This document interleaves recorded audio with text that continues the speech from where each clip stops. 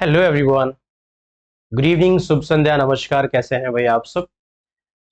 I hope कि आप सब बहुत अच्छे होंगे, अपनी प्रिपरेशन बहुत बढ़िया से कर रहे होंगे। तो फटाफट जल्दी से आ जाएं भाई, सभी लोग एक बार फटाफट जल्दी से आ जाएं। जो साथी मेरे साथ आ चुके हैं वो जरा एक बार सेशन को शेयर कर दें, ताकि बहुत सारे साथी जो हमारे साथ उपस्थित होते हैं उन सबको एक बार पता चल जाए भाई कि बाकी सारे साथी भी उपस्थित हो जाएं हमारे साथ, और हम और आप मिलकर ढेर सारी चीजों को सीख सकें।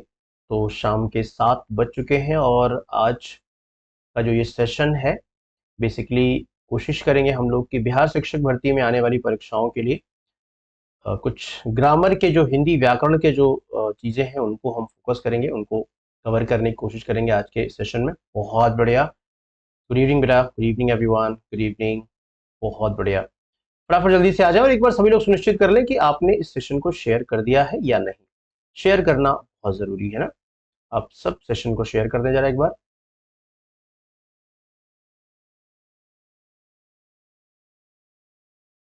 गुड, बहुत बढ़िया।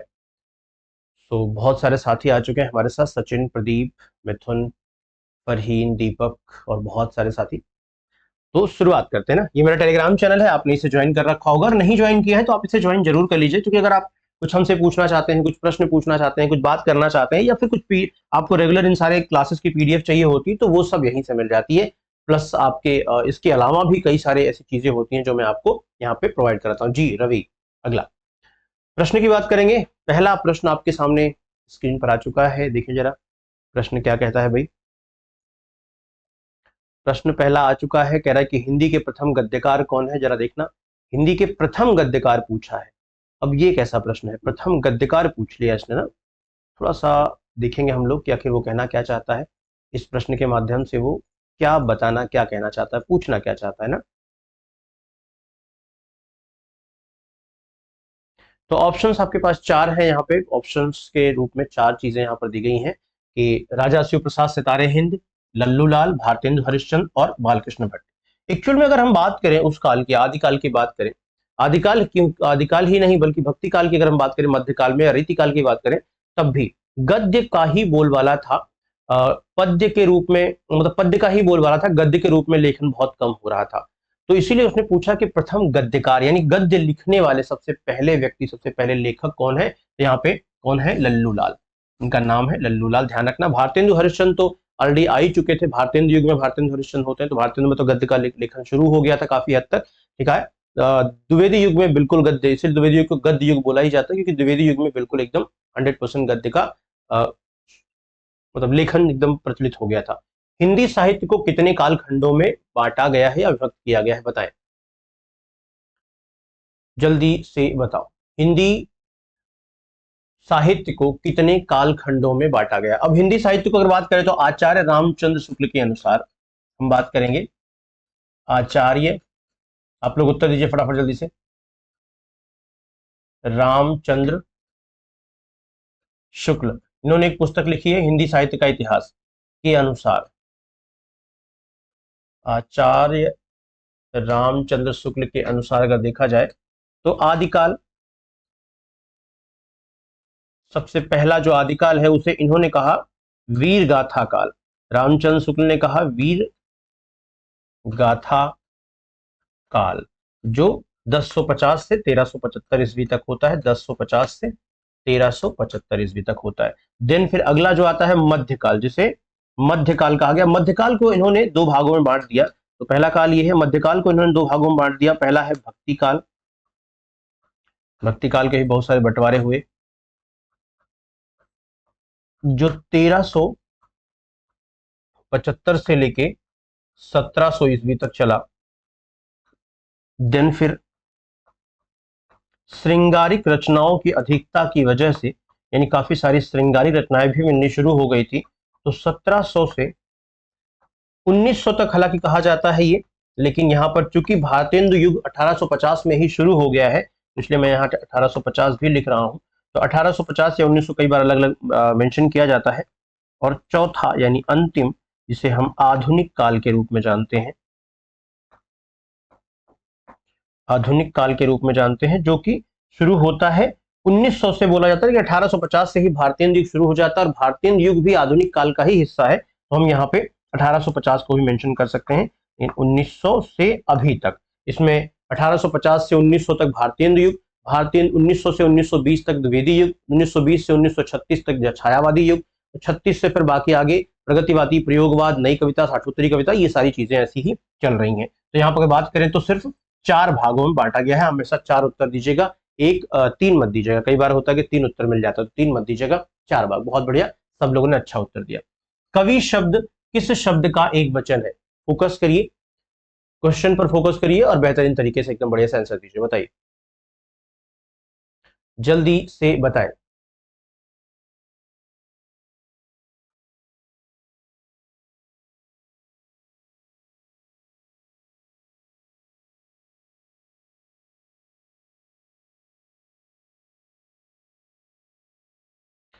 वैकेंसी बिल्कुल आ जाएगी। नोटिफिकेशन के बारे में आज क्लास हुई है, फिलहाल तो आपने इन्फॉर्मेशन ले ली होगी, नहीं होगी तो आप बता दें।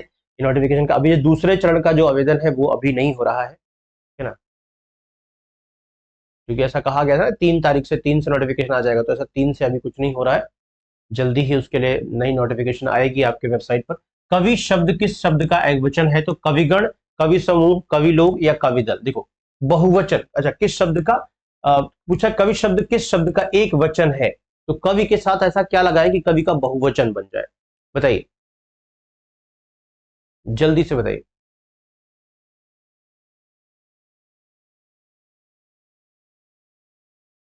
जल्दी से बताइए। गुड। तो गण होगा तो क्या हो जाएगा यहाँ पे? कवि गण हो जाएगा। ये उत्तर क्या हो जाएगा आपका? कवि गण हो जाएगा। कवि गण का कवि हो जाएगा, कवि गण बहुवचन में आ जाएगा और कवि यहाँ पे हो जाएगा। अगला प्रश्न क्या हो जाएगा? निम्नलिखित में से कौन सा स्वर समृद्ध है? निम्नलिखित में से कौन सा स्वर समृद्ध है? बताओ, प्रश्न जल्दी से बताएंगे। देखो ध्यान से, निम्नलिखित में से कौन सा स्वर समृद्ध है? आ है, औ है, ई है या फिर ए है? कौन सा स्वर समृद्ध स्वर है? गुड।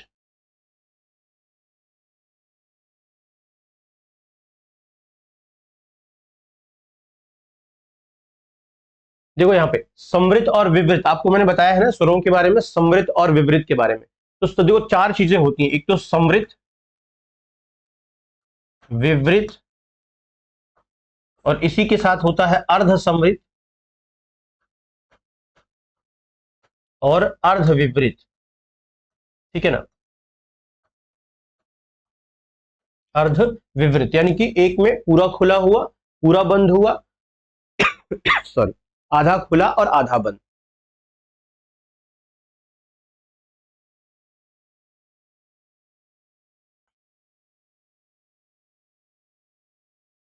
ठीक है ना, तो इस तरह से पूछा क्या है।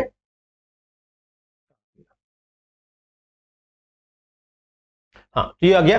पूछा है कि अस्वर समृद्ध, समृद्ध में क्या होता है? ई को बोलने के लिए ई मुंह को खोलना नहीं पड़ता। समृद्ध यानी जहां पर मुख को बंद करके भी आप ध्वनियों को निकाल सकते हैं, यानी सिर्फ प्राणवायु निकलनी चाहिए, बस सिर्फ मुंह होठ खुले हो, मुख खोलने की जरूरत नहीं है, तो ये निकल जाएगा। तो ई ऐसी ध्वनि है। अगला, सन्यासी का शुद्ध वर्तनी पूछा है। आप सबको पता है सन्यासी का शुद्ध वर्तनी, क्योंकि सन्यासी का संधि विच्छेद देखा जाए तो सम प्लस न्यासी हो जाता है। क्या होता है? सम प्लस न्यासी। और यहां सम को जब इसके साथ जोड़ेंगे तो ये म ऑटोमेटिकली यहां से गायब होकर अनुस्वार के रूप में चला जाएगा, तो ये म ऊपर आ गया और बाकी जो बचा था वो ऐसे ही ऐसे लिख दिया हमने, तो न्यासी। क्या हो जाएगा? सम प्लस न्यासी इज इक्वल टू सन्यासी। क्लियर है? समझ में आ रहा है? चलिए बहुत बढ़िया। अगला प्रश्न बताओ, यहाँ पे क्या हो जाएगा? निम्नलिखित में से शुद्ध वर्तनी वाला शब्द कौन सा है? शुद्ध वर्तनी वाला शब्द कौन सा है? जल्दी से बताओ, क्या हो जाएगा? फाइनली क्या हो जाएगा यहाँ पे? निम्नलिखित में से शुद्ध वर्तनी वाला शब्द कौन सा है? अध्ययन लिखा है। देखो अब इसको देखो कैसे बनेगा, ये हम आपको पूरा मूल बताते हैं, वहां से चुनने की जरूरत ही नहीं पड़ेगी आपको। आधि प्लस अयन, आधि प्लस अयन क्या हो जाएगा यहाँ पे? आधि प्लस अयन। अब आधि में ई की मात्रा है और यहाँ पे है आ। आपको पता है कि ई प्लस आ को इकट्ठा करेंगे तो यह बन जाता है, तो यहाँ पे आ और ये धा से ई निकल गया तो आधा धा, फिर यहाँ पे ये बन जाए तो ये, और फिर यन यहाँ पे ऑलरेडी लगा हुआ है, तो क्या बन जाएगा? अध्ययन। तो अध्ययन में क्या करेंगे? उत्तर हमारा क्या हो जाएगा? अध्ययन में उत्तर सी हो जाएगा। तो आपको मूल पता है, आपको बेसिक पता है, तो आप आसानी से निकाल सकते हैं। जी बिल्कुल।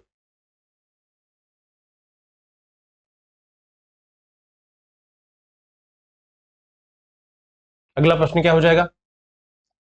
नेक्स्ट है, सावधान का सही संधि विच्छेद है। सावधान, बताएं, सावधान का सही संधि विच्छेद क्या हो जाएगा? सावधन प्रधान लिखा है, साधन अवधान है, सधन आवधान है, या फिर साधन अवधान है? क्या हो जाएगा? गुड। रुचि, किरण, एस मौर्य, बताओ। प्रभात, क्या उत्तर हो जाएगा भाई?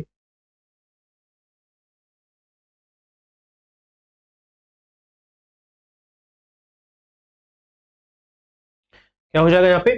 सावधान का सही संधि विच्छेद क्या होगा? सधन अवधान होता है, स प्लस अवधान। सही उत्तर क्या होगा? डी। बहुत बढ़िया, जो लोग आंसर डी दे रहे हैं, तो स प्लस अवधान हो जाता है। नेक्स्ट क्वेश्चन क्या हो जाएगा, देखो ध्यान से। कार्यालय आदेश में अधिकारी का हस्ताक्षर किस स्थान पर आएगा? कार्यालय आदेश में अधिकारी का हस्ताक्षर किस स्थान पर आएगा? ध्यान से बताइए। कोई भी कार्यालय आदेश जब जारी होता है भाई, कोई लेटर है, मान लो, देखो ऐसे ही होगा ना, ये ऐसे लेटर होगा। यहाँ पे आपने अपना जो भी आदेश है कार्यालय का वो हो गया। अब वो कह रहा है कि इसका अधिकारी का जो हस्ताक्षर है, जो सिग्नेचर है, वो किस स्थान पर होगा? तो जनरली क्या होता है, पूरा कंप्लीट करने के बाद यहीं पे होता है ना, यहीं पे नाम लिखा होता है, फिर सिग्नेचर होता है, यानी यहाँ। तो ये प्लेस क्या है? दाई और दाई और नीचे, तो नीचे दाहिनी ओर, ये वाला उत्तर हो जाएगा ना, नीचे दाहिनी ओर होता है। चलिए अगला प्रश्न बताओ। नेक्स्ट क्वेश्चन है यहाँ पे, रातों रात शब्द में समास है। रातों रात शब्द में समास है, बताएं क्या हो जाएगा? रातों रात शब्द में समास है, तत्पुरुष समास है, द्वंद्व समास है, अव्ययीभाव समास है, या कर्मधारय समास है?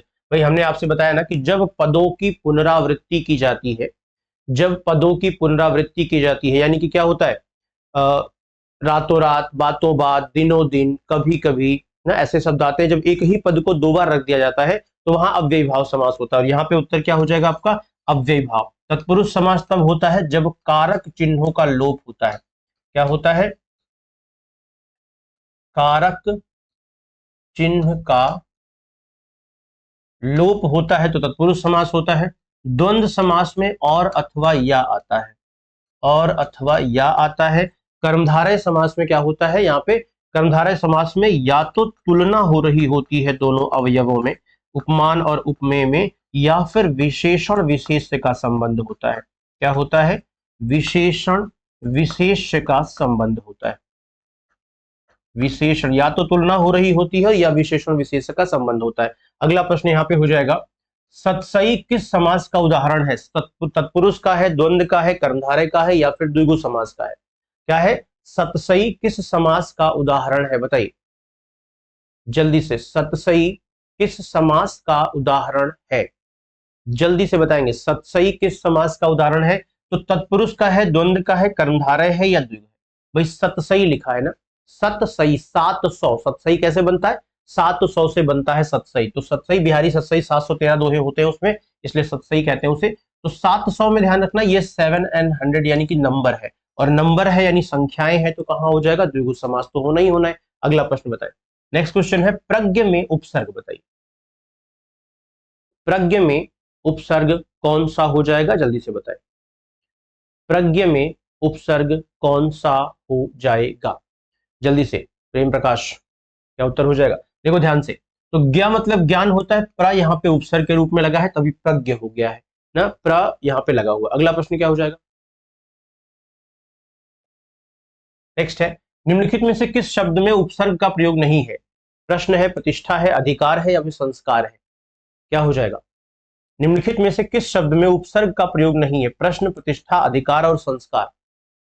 प्रश्न, प्रतिष्ठा,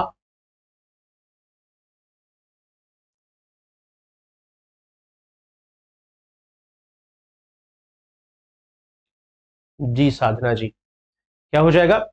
निम्नलिखित में से किस शब्द में उपसर्ग का प्रयोग नहीं है? प्रश्न, प्रतिष्ठा, अधिकार और संस्कार। क्लियर है? क्योंकि देखो क्या लिखा है यहाँ पे, संस्कार में आपको अभी मैंने बताया था कि सम हो जाएगा ना, सम। अधिकार में अधि उपसर्ग लगा हुआ है, ध्यान से देखो। प्रतिष्ठा में प्र लगा हुआ है, यहाँ पे प्रति लगा हुआ है, सॉरी, प्रधनिष्ठा। प्रश्न में कोई भी उपसर्ग नहीं लगा है, प्रश्न में प्र उपसर्ग नहीं है यहाँ पे। ठीक है, समझ आ रहा है? तो इसलिए प्र उत्तर हो गया आपका प्रश्न। अगला प्रश्न, बैठक शब्द में कौन सा प्रत्यय है? प्रत्यय हमेशा शब्द के अंत में लगता है, उपसर्ग हमेशा शब्द के पहले लगता है, तो शब्द के अंत में लगने वाले की बात यहां पर की जा रही है। जल्दी से बताइए मुझे क्या हो जाएगा? शब्द के अंत में लगने वाले की बात यहां से की जा रही है, जल्दी बताइए सभी लोग।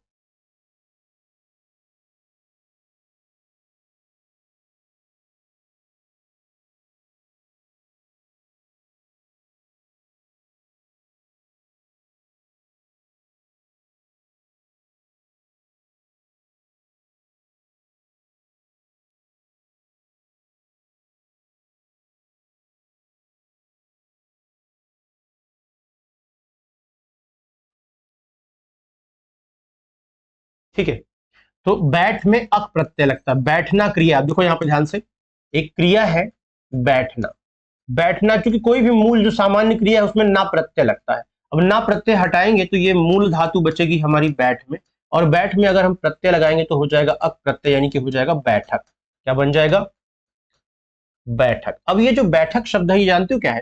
क्योंकि क्रिया में प्रत्यय, यही से प्रश्न बनाएगा कि क्रिया में प्रत्यय लगा है तो क्या होगा, निम्न में से कौन सा कृदंत है?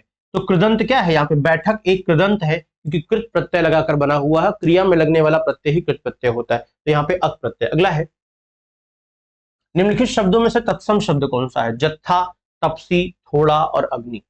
जत्था, तपसी, थोड़ा और अग्नि, बताए, पूछा है कि? गुड, बहुत बढ़िया, वेल डन। तत्सम पूछा ना, तत्सम, तो सिंपल सी बात है, क्या हो जाएगा?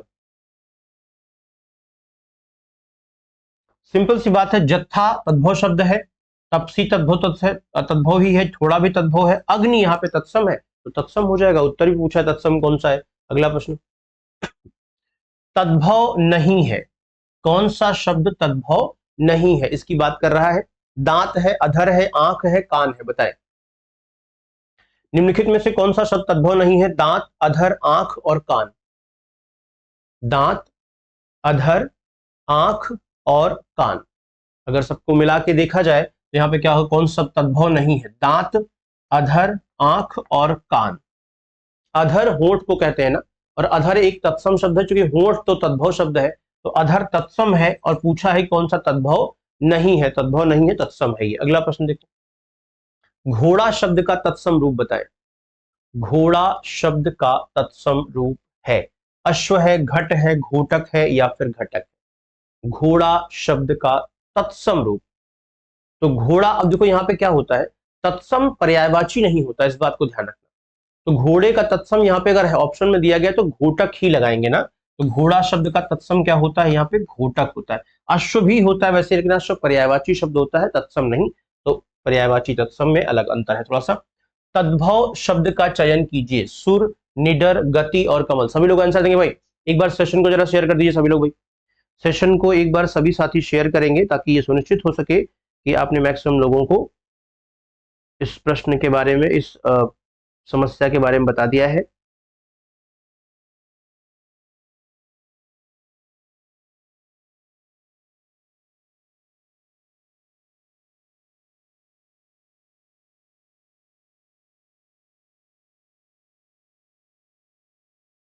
बताएं, जल्दी से बताएं।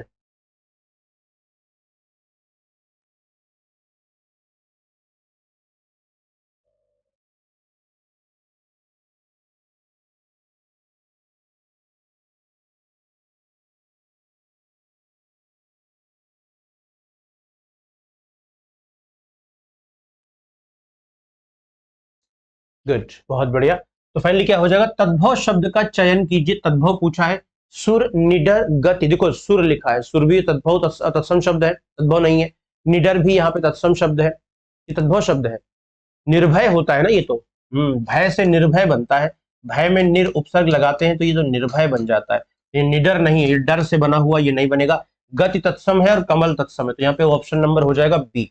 ऑप्शन नंबर बी क्या हो जाएगा यहाँ पे? निडर तद्भव शब्द है, ये तत्सम शब्द नहीं है, क्योंकि निर्भय हो जाता है तत्सम शब्द। अगला प्रश्न बताओ, व्यक्तिवाचक संज्ञा चुनकर मोहन एक परिश्रमी और ईमानदार बालक बन गया। बालक है, व्यक्तिवाचक संज्ञा चुनिए, मोहन एक परिश्रमी और ईमानदार बालक है। मोहन, सभी लोग बताएंगे बेटा, सभी साथी बताएंगे, मोहन एक परिश्रमी और ईमानदार बालक है। मोहन बालक, परिश्रमी और ईमानदार। मोहन, बालक, परिश्रमी और ईमानदार, क्या हो जाएगा? सभी लोग जल्दी से बताएंगे। पूछा है कि व्यक्तिवाचक संज्ञा चुनिए, तो मोहन तो व्यक्तिवाचक संज्ञा है ना, मोहन एक व्यक्तिवाचक संज्ञा है।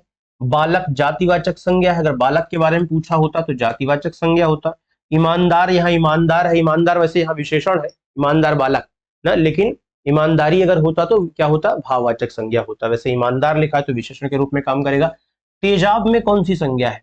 भाववाचक संज्ञा है, व्यक्तिवाचक संज्ञा है, द्रव्यवाचक संज्ञा है या समूहवाचक संज्ञा है? क्योंकि तेजाब लिक्विड है तो द्रव्यवाचक संज्ञा होनी चाहिए ना, क्या होनी चाहिए? द्रव्यवाचक संज्ञा होनी चाहिए। अगला प्रश्न बताएं। बहुत बढ़िया आंसर कर रहे हैं कुछ लोग, जो गलतियां कर रहे हैं वो जरा ध्यान से देखें कि कहां पे गलतियां हो रही हैं। प्रश्न को ध्यान से समझे, पढ़े। श्रोता के लिए किस सर्वनाम का प्रयोग किया जाता है? श्रोता के लिए किस सर्वनाम का प्रयोग किया जाता है? बताइए सभी लोग। श्रोता के लिए किस सर्वनाम का प्रयोग किया जाता है? एवरीवन। अब देखो यहां पे क्या है, जब सर्वनामों की हम बात करते हैं, जब हम सर्वनाम की बात करते हैं तो सर्वनाम में आपने देखा कि मूल सर्वनामों की संख्या 11 है और सर्वनामों के प्रकार 6 है ना। इसमें भी जो एक सर्वनाम है पुरुषवाचक सर्वनाम, पुरुषवाचक। अब पुरुषवाचक में क्या होता है? एक इसका पहला पार्ट है उत्तम पुरुष। उत्तम पुरुष में आता है मैं, और मैं को हम कहते हैं वक्ता। मैं को क्या बोलते हैं हम लोग? वक्ता। जब भी पूछे कि वक्ता के रूप में कौन आता है तो वक्ता के रूप में उत्तम पुरुष आता है। उत्तम पुरुष आता है क्या? वक्ता के रूप में, यानी बोलने वाले के रूप में, मैं। फिर आता है मध्यम पुरुष, मध्यम पुरुष जिसमें आता है तू और तुम, ठीक है, तुम।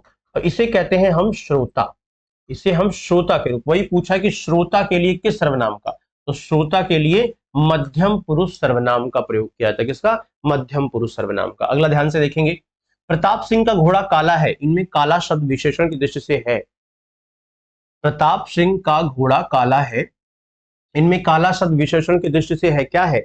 सार्वनामिक है, क्रमबोधक है, विधेय विशेषण है या विशेष विशेषण है? अब देखो क्या लिखा है, प्रताप सिंह का घोड़ा काला है। यहां ध्यान से देखोगे तो घोड़ा शब्द को पहले लिखेंगे और काला को बाद में लिखा हुआ है ना, काला, यानी ये विशेषण है। काला क्या है?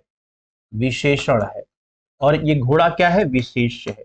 इस आधार पे दो बंटवारे, मतलब दो तरह से इसको बांटा जाता है। एक होता है उद्देश्य विशेषण और एक होता है विधेय विशेषण। देखो यहाँ पे लिखा है विधेय विशेषण और विशेष विशेषण, ठीक है। यहाँ पे थोड़ा सा ध्यान रखने वाली बात यह है कि दो ऑप्शन होते हैं, उद्देश्य विशेषण और विधेय विशेषण। यहाँ विधेय विशेषण और विशेष विशेषण लिखा है। एक्चुअल में क्या होता है, जो विधेय विशेषण है वही ही विशेष विशेषण, सॉरी, विशेष विशेषण यानी उद्देश्य विशेषण होता है, और विधेय विशेषण यानी कि विधेय विशेषण। तो अब करना क्या है, विशेष विशेषण उसे कहते हैं जहां विशेषण पहले आ जाए, जहां विशेषण पहले आ जाए उसे कहते हैं विशेष विशेषण। ध्यान रखना, विशेष पहले है तो यहां पर क्या होगा, विशेषण पहले आ जाएगा, विशेष विशेषण। और जहां पर विधेय विशेषण है, जहां पर विशेषण बाद में आ जाए, यानी ऑप्शन नंबर सी। क्योंकि विशेषण यहाँ पे काला बाद में है और घोड़ा पहले, ऑप्शन नंबर सी उत्तर हो जाएगा। बात समझ में आई? फिर से समझाता हूं। जब कभी भी दिए गए शब्द में, जैसे यहाँ काला घोड़ा है, या मान लो यहाँ कहा गया होता कि उसकी गाय काली है, तो गाय काली है में गाय पहले आता और काली बाद में आया है, तो काली विशेषण बाद में आया, विशेष पहले आया, तो यहाँ पर विशेष विशेषण, विधेय विशेषण होगा। वो विधेय मतलब होता है क्रिया, बाकी सारी चीजें, उद्देश्य विशेषण या विशेष विशेषण नहीं होता। लेकिन अगर विशेषण पहले आ गया ना, काला घोड़ा, ये काला घोड़ा काला लिखा है, काला घोड़ा, तो काला घोड़ा में काला पहले होगा, घोड़ा बाद में होगा ना। अगला देखो ध्यान से। सीमांत पकौड़े खा रहा है, रेखांकित वाक्य में क्रिया का भेद बताइए। अकर्मक, सकर्मक, प्रणर्थक और द्विकर्मक, क्या हो जाएगा? सीमांत पकौड़े खा रहा है, कह रहा है कि वाक्य में क्रिया का भेद बताइए, जल्दी से बताइए। सीमांत पकौड़े खा रहा है, क्या खा रहा है? आप पूछो क्या खा रहा है? पकौड़े खा रहा है। देखो अकर्मक क्रिया तो नहीं बनेगी क्योंकि पकौड़े हैं, कर्म है यहाँ पे, तो कर्म। प्रणर्थक क्रिया होता है जब खिला रहा होता ना, सीमांत पकौड़े खिला रहा है या खिलवा रहा है, खाना, खिलाना, खिलवाना, तो खिलाना या खिलवाना प्रणर्थक होता है, जो कि यहाँ पे है नहीं, और द्विकर्मक तो बिल्कुल नहीं है। तो ऑप्शन नंबर क्या हो जाएगा? B is the right answer, यानी कि यहाँ पे हो जाएगा सकर्मक क्रिया। बात समझ आ रही है? आगे चले, नेक्स्ट। अगला प्रश्न है, भला मैं क्या कर सकता हूं, वाक्य में भला शब्द है, भला मैं क्या कर सकता हूं वाक्य में भला शब्द है, संज्ञा है, सर्वनाम है, विशेषण है या फिर अव्यय है? जल्दी से बताएंगे। संज्ञा है, सर्वनाम है, विशेषण है या फिर अव्यय है? भला क्या हो जाएगा? भला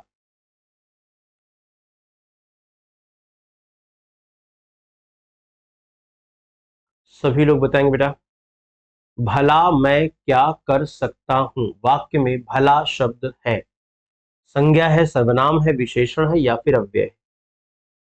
तो सिंपल सी बात है, भला मैं क्या कर सकता हूं पूछा है तो भला क्या हो जाएगा?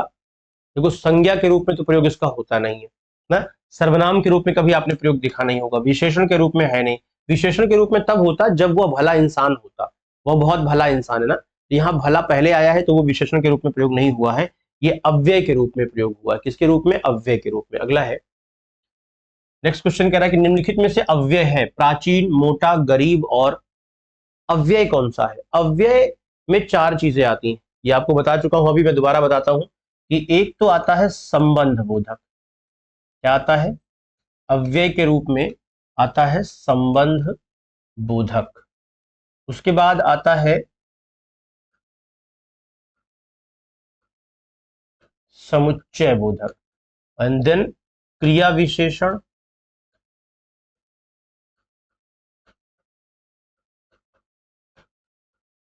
और सब विस्मयादि बोधक। विस्मयादि बोधक। अब देखो, प्राचीन विशेषण है, मोटा विशेषण है, गरीब विशेषण है, ये तीनों विशेषण है, विशेषण अव्यय हो नहीं सकता क्योंकि अव्यय में ये चार चीज आती है। तो यहाँ पे और लिखा है, और क्या है? एक समुच्चय बोधक है, और एक समुच्चय बोधक है, तो यहाँ पे अव्यय हो गया, कनेक्टर हो गया, ये जोड़ने का काम करेगा अव्यय। और क्या हो जाएगा? निम्नलिखित में से कौन सा शब्द अरण्य का पर्यायवाची शब्द नहीं है? क्या लिखा है? अरण्य का पर्यायवाची शब्द नहीं है। कांतार, विपिन, सुरभोग और कानन। कांतार, विपिन, सुरभोग और कानन, अरण्य का पर्यायवाची शब्द कौन सा नहीं है? देखो ध्यान से, यहाँ पे क्या हो जाएगा, निम्नलिखित में से कौन सा शब्द अरण्य का पर्यायवाची शब्द नहीं है? तो कांतार का क्या होता है? जंगल। कांतार का क्या होता है? जंगल। अटवी ना, अटवी कहते हैं कांतार को, विपिन भी कहते हैं, विपिन भी कहते हैं ना, कानन तो मान लो लिखा ही हुआ है। तो अरण्य का कांतार, जंगल, अटवी, विपिन, कानन, ये सब जंगल का पर्यायवाची हो जाता है। विपिन, विपिन भी यहाँ लिखा हुआ, सुरभोग और अच्छा कानन भी लिखा, पूछा कहता नहीं है, हाँ तो उत्तर हमारा हो जाएगा सुरभोग, ये लिखा ही था पूरा। तो सुरभोग यहाँ पर इसका जंगल का पर्यायवाची बिल्कुल नहीं होगा, तो वो हमारा उत्तर हो जाएगा। अगला प्रश्न, नेक्स्ट प्रश्न यहाँ पे लिखा है कि कौन सा शब्द गणेश का पर्यायवाची नहीं है? क्या लिखा है? कौन सा शब्द गणेश का पर्यायवाची नहीं है? जैसे विनायक है, एक दंत है, धनद है या फिर लंबोदर है। गणेश का पर्यायवाची कौन सा नहीं? बताओ बेटा सभी लोग, सभी साथी आंसर बताएंगे बेटा, ईच एंड एवरी वन, फटाफट आंसर बताएंगे भाई। सभी लोग एक एक करके आंसर बताएंगे।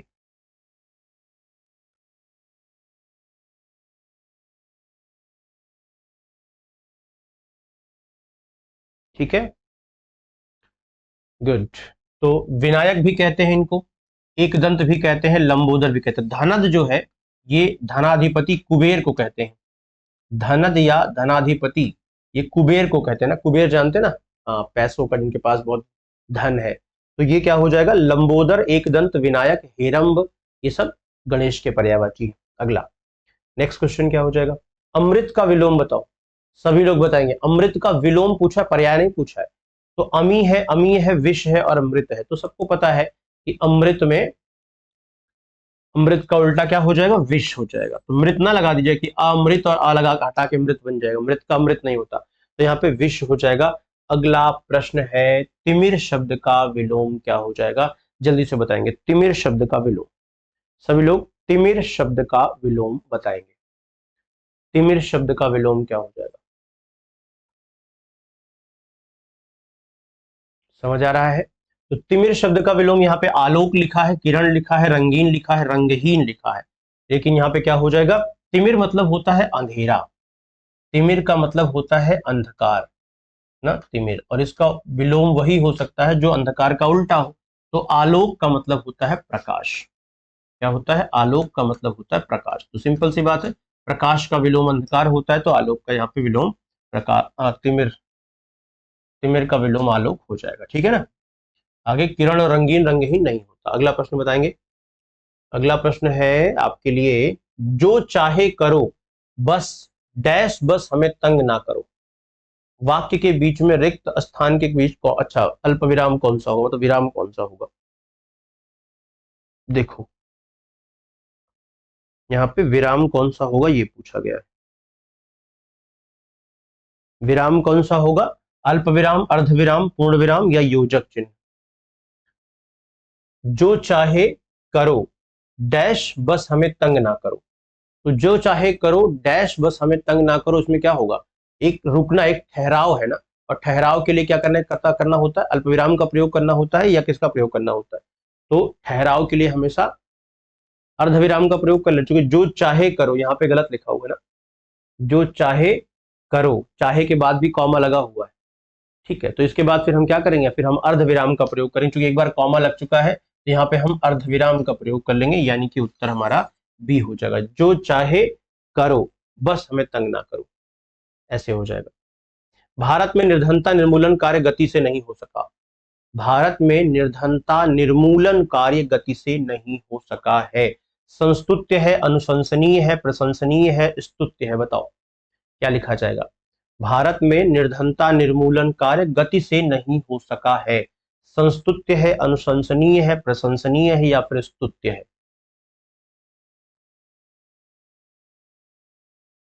समझ आ रहा है? तो यहाँ पे क्या है, देखो, संस्तुत्य, अनुशंसनीय, प्रशंसनीय या स्तुत्य। स्तुत्य अनुशंसनीय प्रशंसित नहीं होता बेटा, ये होता है प्रशंसनीय गति से। भारत में निर्धनता निर्मूलन कार्य प्रशंसनीय गति से नहीं हो सका है। काम करते हैं, एक होमवर्क देते हैं आपको आज के लिए और यहीं पर करते हैं इस सेशन को समाप्त।